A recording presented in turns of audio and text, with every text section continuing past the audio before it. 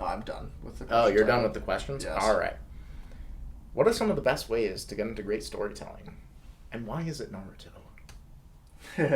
I saw a tweet, which I retweeted recently, that said, if you shit on Naruto for talk no jutsu, I immediately lose all respect for your intelligence. Yeah. I saw a similar tweet a long time ago that was like, the criticism of talk no jutsu convinced an entire generation that character development is bad. Yeah. Yeah. I really don't like that the story is confronting the conflicts it's dealing with and that characters are developing as people. I just want to watch badass fights. Which, if you want to do that, that's fine. But, like, don't shit on the fucking character development over it. There's plenty of badass fights in Naruto. You'll be alright. Yeah, which is kind of cool because, like, in terms of this question, if you're used to media that just is going for badass fights, then Naruto would be a pretty good transition because it's very familiar in having badass fights, but then also has a good amount of stuff that we tend to talk about and care about. These sort of strong thematic points.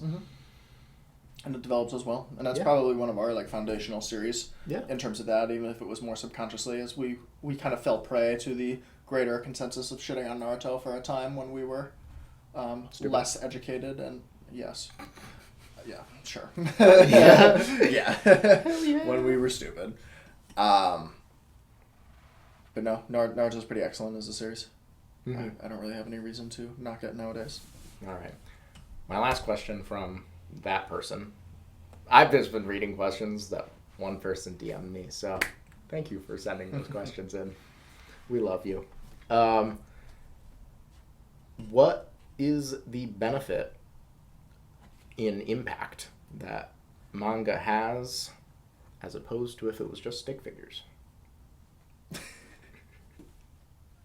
That's a super silly question. It's a very silly question. I feel like it has a short answer, of course. It's just aligning humanity and the characters that you're watching. You're able to express emotion through characters who look and feel human and have human features rather than stick figures, which is the absence of that. It's actually kind of an interesting question. You're right, it is a short and easy answer, but well, I bet I'm going to make it a little longer because it is pretty much a short and easy answer because basically it's just expressing emotion through facial expressions. Yes. That's the big thing. Yeah.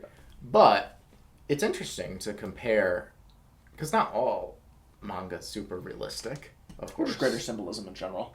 That's fair. Well, I mean, character design, anything that might be found on them. I guess you could put like Shinji's necklace on a stick figure if you wanted to, but you know.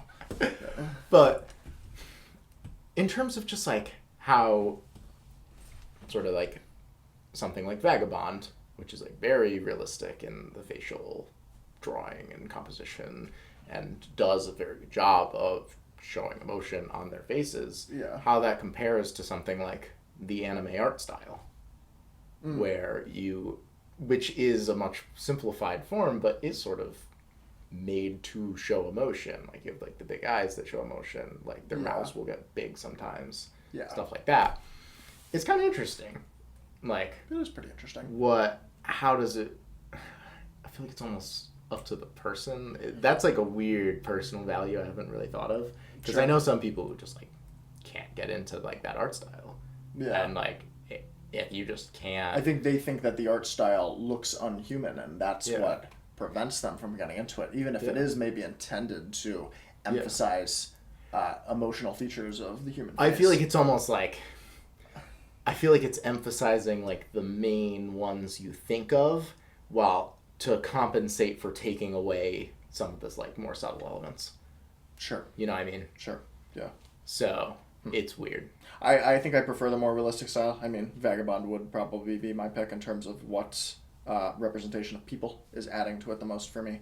That's right. But I'm not shying away from like Clannad or Fruba or whatever the fuck either. Yeah. Yeah. No, totally fine. Yeah. So, little different than the question there, but sort of similar. Fair. Got any more? I'm looking at our past video, just because this is kind of a funny question. Sure. Rank your tier 1s and 0s off of purely entertainment. Okay. The question for me is always just generalized entertainment or my personal entertainment.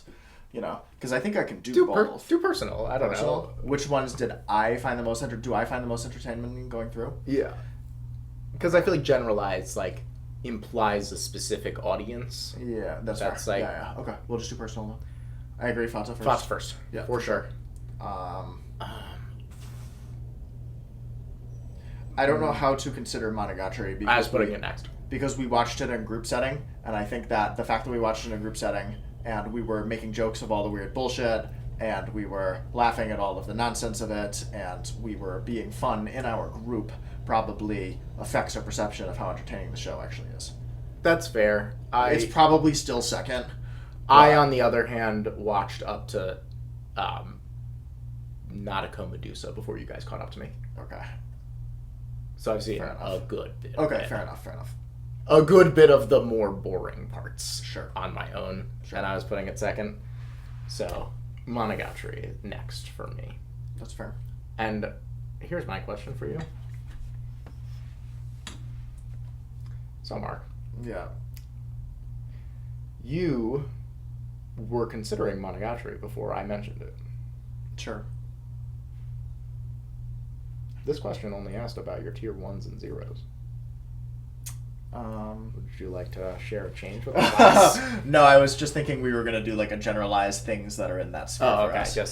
Just a combine between both of ours? Yeah, that's pretty much what I was doing. Wait, if we're doing a combine between both of ours, I was going to say... I'm putting that second. Yeah, that's what I was about. That was the next thing that was coming out of my mouth. Yeah. Yeah, so I'd go Fata. I definitely find Aeroplane more consistently engaging than everything. I don't know if I'd say Aeroplane or Monogatari. But no, I'd go Aeroplane over Monogatari for just consistent entertainment. Yeah, you're right. Okay, yeah, I'm doing like proportionally. Yeah, because like Door 2 obviously is like 4 hours. Yes. So snooze fest. But like you're like entitled or whatever, and it's like, but it's a minute. Yeah, but of course compared to the length. Yes, but yeah, so I guess it'd go Fata Aeroplane for me. Sure. So far for second, Monogatari. Then I'm trying to think of. But don't you split Fata into 2 different works? Goddamn Mark. Yeah. You're gonna nitpick me on shit. Okay. Well, so which way are you going? Are you going base game or Requiem through Reincarnation? Requiem through Reincarnation. That's more entertaining? Yeah. Really? I would go the reverse. Door 8 exists, and it's long. Door 8 is long and boring. Fair enough. Door 2 and Door 8 are the blemishes on the entertainment, and they're both in the base game. And Door 8 is long. Yeah. I didn't find Doors 1 through 4 boring. Door 2 was bad, but like I found Doors 1 through 4 very entertaining to the same level I did like Requiem Part 1, to be honest. I found the first half of Door 1 to be a snooze fest, Door 2, all of it to be a snooze fest. Okay. And then the rest is entertaining. Yeah. And then except for Door 8. 5 through 7 is like the most engaged I've been with media in maybe ever, more or less. That's fair. So I would take that over. Yeah. So that's fair. Yeah. I don't know how to like factor in, because to me this like consistent entertainment thing is very much a like binary thing. That's fair. I'm just like, I was entertained here, or I wasn't. Yeah. Degrees of entertainment. So I don't know how to like factor that in, because during like 5 through 7, I was very I was engaged. nowhere near as entertained in any of the bonus stuff as I was 5 through 7. But through the bonus stuff, I think I was always entertained. Sure. Fair enough. Yeah. I mean, I could see it either way. Yeah. They're just 1 and 2 if you're going to split them into different works. I personally probably find Aeroplane more entertaining than the bonus stuff, but... No, I'd probably take Aeroplane over base stuff. Alright, word. Cool. Yeah. Okay.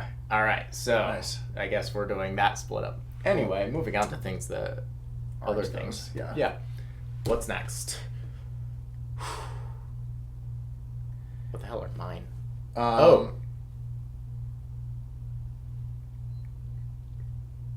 I think I'm trying to think of yours that I've seen that I have not.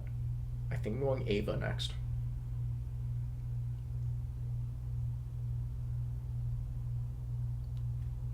I take Umineko. Yeah, it's versus Umineko. I take Umineko. I find all of the nonsense, ridiculousness in Umineko to be pretty entertaining, to be honest. I wasn't really bored during Umineko. I was just like, can this just be good at some point? I was bored during the fights. But, they're fine. I would take Umineko next, and then Eva. So I'm going the reverse. Yeah. So and then Eva, then Umineko. Then Utena. Yeah. I guess I have pure comedy kind of like in this mix too. Okay. So I'd probably say pure comedy. Pure comedy is in like the Eva Utena level for me. Fair. In terms of entertainment. I definitely find I Love You Honey Bear more like engaging and like listenable, entertaining. Mm-hmm. For sure. And then Karamazov last for sure. I haven't read Karamazov. I am struggling to get through it because of how boring it is. There's no chance that you don't agree. Well, actually, it's a book. I think Vagabond was really boring. Oh, I forgot. How fucked I forget about Vagabond. And Vagabond is last for me.